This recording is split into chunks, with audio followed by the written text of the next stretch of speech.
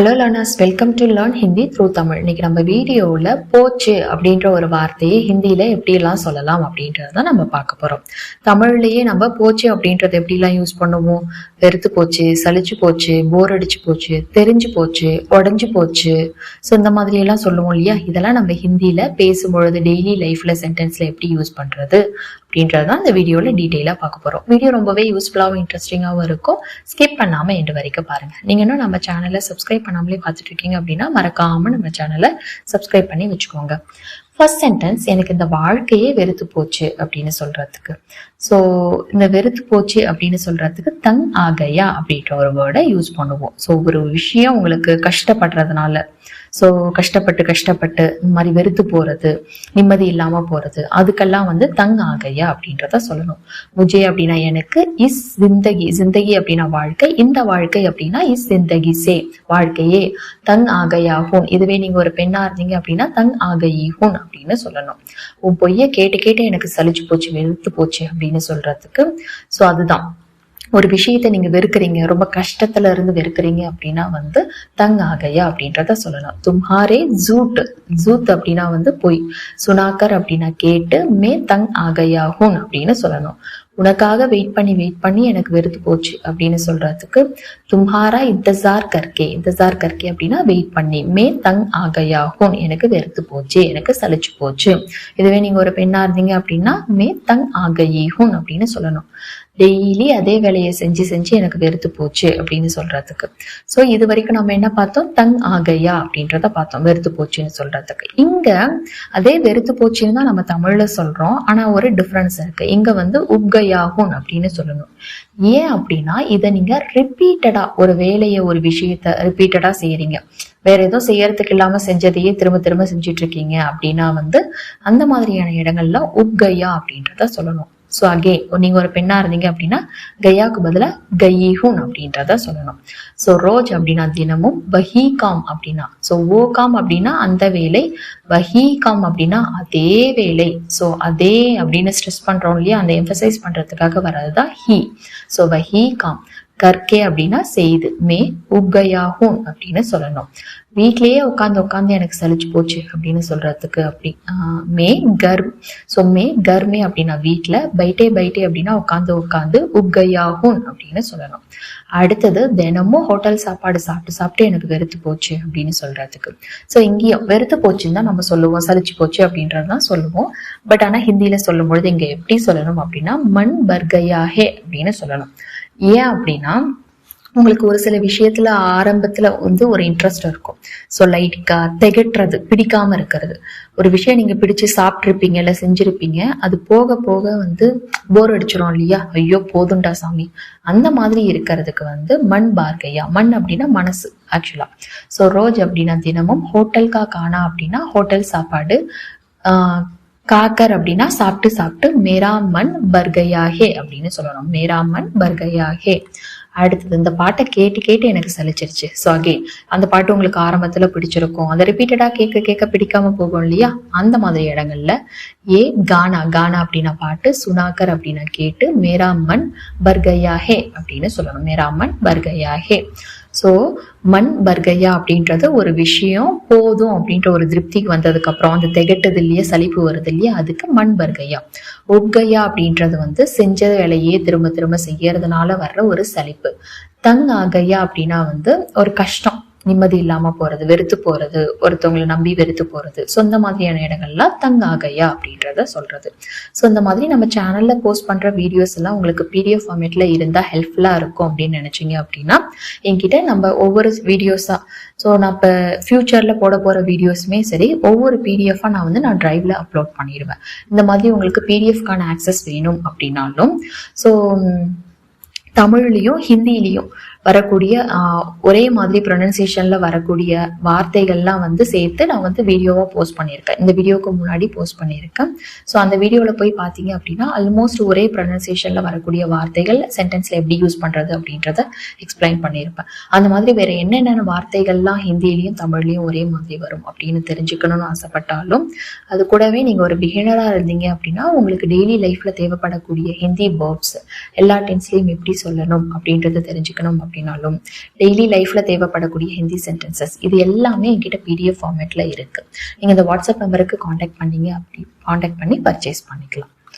அடுத்தது டிவி பார்த்து பார்த்து போர் அடிச்சிருச்சு அப்படின்னு சொல்றதுக்கு, ஸோ நம்ம இங்கே போர் அடிச்சிருச்சு அப்படின்னு சொல்லுவோம். ஸோ போர் அடிச்சிருச்சு அப்படின்றத வந்து நம்ம போர் ஹோகையா அப்படின்னு சொல்லலாம். அடிச்சிருச்சு, ஆகிடுச்சு, போர் ஆகிடுச்சு, போர் ஹோகையா. ஸோ டிவி தேக் தேக் கர் அப்படின்னா பார்த்து பார்த்து. ஸோ டிவி தேக் தேக் கர் மே போர் கையா அப்படின்னு சொல்லணும். மே போர் ஹோகையா, போர் ஹோகையி அப்படின்னு சொல்லலாம்.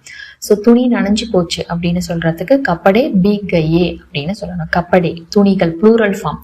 ஸோ கப்படா அப்படின்னா ஒரே ஒரு ட்ரெஸ் மட்டும் சொல்றதா அர்த்தம். ஸோ கப்படா பீக் கையா அப்படின்றத சொல்லலாம். பட் துணி அப்படின்றது வந்து பெண்பாலா கன்சிடர் பண்ணுவாங்க. ஸோ இதுங்க வந்து ப்ளூரல்ல சொல்றோம், அதனால கப்படே பீக் கையி. ஸோ நனைஞ்சு போச்சு அப்படின்னு சொல்றதுக்கு பீக் கையா பீக் கையி அப்படின்ற ஒரு வேர்டை ஞாபகம் வச்சுக்கோங்க. நம்ம எதை சொல்றோமோ அதை பொறுத்து கையா கையி அப்படின்றத மாறும். என்னோட சட்டை வேர்வையில நனைஞ்சிருச்சு அப்படின்னு சொல்றதுக்கு மேரா ஷர்ட்.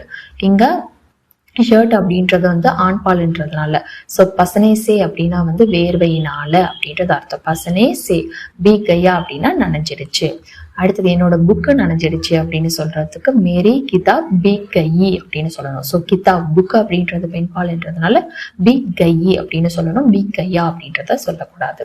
ஸோ ரகசியம் எல்லாருக்கும் தெரிஞ்சு போச்சு அப்படின்னு சொல்றதுக்கு ராஸ் சப்கோ பத்தா சல கையா அப்படின்னு சொல்லணும். ராஸ் அப்படின்னா வந்து ரகசியம், ரகசியா அப்படின்றதும் சொல்லலாம் ஆக்சுவலி ஹிந்தியில. ராஸ் சப்கோ அப்படின்னா எல்லாருக்கும், பத்தா சல கையா தெரிய வந்துடுச்சு, தெரிஞ்சு போச்சு அப்படின்னு சொல்றதுக்கு வந்து பத்தா சல கையா.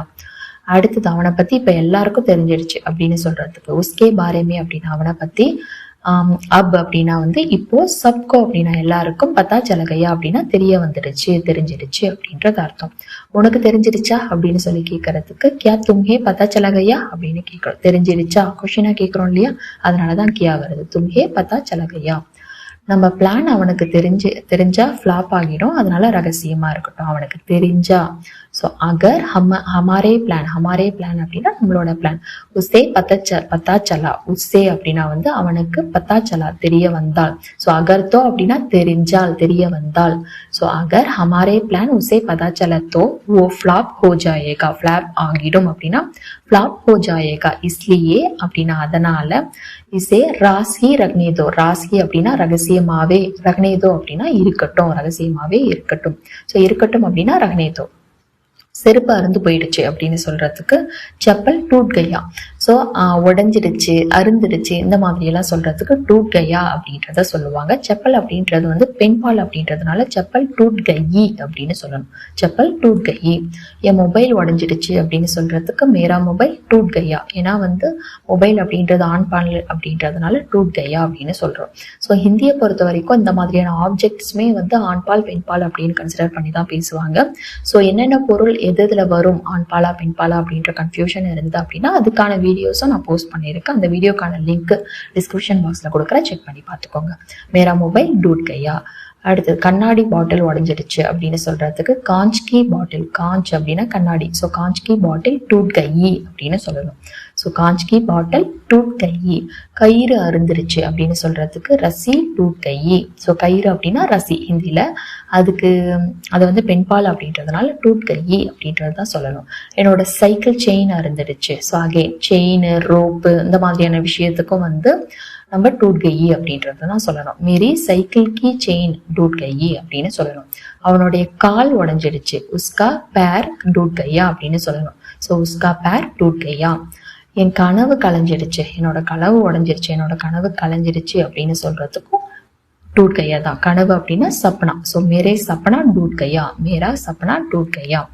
எங்களுடைய நட்பு முறிஞ்சிருச்சு, நட்பு ஃப்ரெண்ட்ஷிப் உடஞ்சிருச்சு அப்படின்னு சொல்றதுக்கு ஹமாரே தோஸ்தி டூட் கையி, ஹமாரி தோஸ்தி டூட் கையி அப்படின்னு சொல்லணும். கை தவறி பாட்டில் கீழே விழுந்து உடஞ்சிருச்சு அப்படின்னு சொல்றதுக்கு ஸோ கை தவறி, கையில இருந்து. ஸோ ஹாத்ஸே அப்படின்னா கையில இருந்து, சூட்கர் அப்படின்னா வந்து தவறுதலாக. ஹாத்ஸே சூட்கர் கையில இருந்து தவறுதலாக அப்படின்னா சூட்கர். பாட்டில் நீச்சே கிரே. ஸோ நீச்சே கிரி அப்படின்னா வந்து, ஸோ கிரா அப்படின்னா வந்து விழுந்துருச்சு அப்படின்றது அர்த்தம். நீச்சே கிரே கீழே விழுந்து, அவர் டூட் கையி கீழே விழுந்து உடஞ்சிடுச்சு. ஸோ நீச்சே கிரே அவர் டூட் கையி அப்படின்னு சொல்லணும்.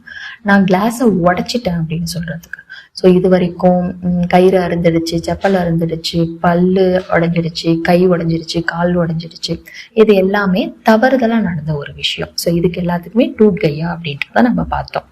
அடுத்தது நான் கிளாஸை உடைச்சிட்டேன் அப்படின்னு சொல்றதுக்கு. ஸோ நீங்க வேணும்னே பண்ணீங்க அப்படின்னா வந்து தோட் தியா அப்படின்னு சொல்லணும். அதுக்கான வேர்பு தோட் தியா. மெயினே கிளாஸ் தோட் தியா. மெயினே நீங்களே வேணும்னே ஒரு விஷயம் பண்ணீங்க அப்படின்னா தோட் தியா. தவறுதலா நடந்ததுன்னா டூட் கையா. இங்க தோட் தியா அப்படின்னு சொல்லணும். அடுத்தது நான் பூட்டை உடைச்சிட்டேன் அப்படின்னு சொல்றதுக்கு மெயினே தாலா டூட் தியா அப்படின்னு சொல்லணும். மெயினே தாலா தோட் தியா. அடுத்தது நீ என் நம்பிக்கையை உடைச்சிட்ட அப்படின்னு சொல்றதுக்கு தும்னே மேரா பரோசா தோட் தியா. ஸோ மேரா பரோசா அப்படின்னா என்னுடைய நம்பிக்கை. நம்பிக்கை அப்படின்னா பரோசா. தோட் தியா அப்படின்னா உடைச்சிட்டேன். அவன் என் பல்ல உடைச்சிட்டான். ஸோ சண்டை நடக்கும் போது வேணும்னே பல்ல உடைப்பாங்க இல்லையா, அதுக்கு உஸ்னே மேரா தாந்த் டூட் தியா அப்படின்னு சொல்லணும். மேரா தாந்த் அப்படின்னா வந்து என்னுடைய பல்ல, தூட் தியா தியா அப்படின்னா உடைச்சிட்டான் அப்படின்றது அர்த்தம். நான் பூவை பறிச்சுட்டேன் அப்படின்னு சொல்றது. ஸோ பூவை நம்ம வேணும்னே தான் பறிப்போம். ஓகேங்களா, போய் பறிக்கணும்னு தான் பறிப்போம். மெயினே அப்படின்னா நான், ஃபூல் அப்படின்னா வந்து பூ, டூட் தியாவுக்கு பதிலா பூ பறிக்கிறத வந்து டூட் லியா அப்படின்னு சொல்லுவோம். ஸோ மீதி எல்லாம் அந்த உடைக்கிறது, பல்ல உடைக்கிறது, வேணும்னே பண்றது, இது எல்லாமே வந்து கொஞ்சம் ஹார்ஷான ஆக்டிவிட்டிஸ். ஸோ பூ பறிக்கிறது அப்படின்றத வந்து இன்னும் அழகா வந்து சொல்லணும் அப்படின்னா டூட் லியா அப்படின்னு தான் ஹிந்தி பேசுறவங்க சொல்லுவாங்க. மெயினே ஃபுல் டூட் லியா. டூட் தியாவுக்கு பதிலாக டூட் லியா. அந்த பூவை யார் பறிச்சது அப்படின்னு சொல்ற கேட்கறதுக்கு ஓ ஃபுல் கிஸ்னே டோடா அப்படின்னு கேட்கணும். ஓ ஃபுல் டிஸ்னே டூடா அப்படின்னா, கிஸ்னே அப்படின்னா யாரு, பறித்தது அப்படின்னா டூடா அப்படின்னு கேட்கணும். ஸோ இன்னைக்கு நம்ம பார்த்த எல்லா சென்டென்ஸுமே வந்து உங்களுக்கு ரியல் லைஃப்ல நிறைய இடங்கள்ல யூஸ் ஆகும் அப்படின்றத நம்புறேன்.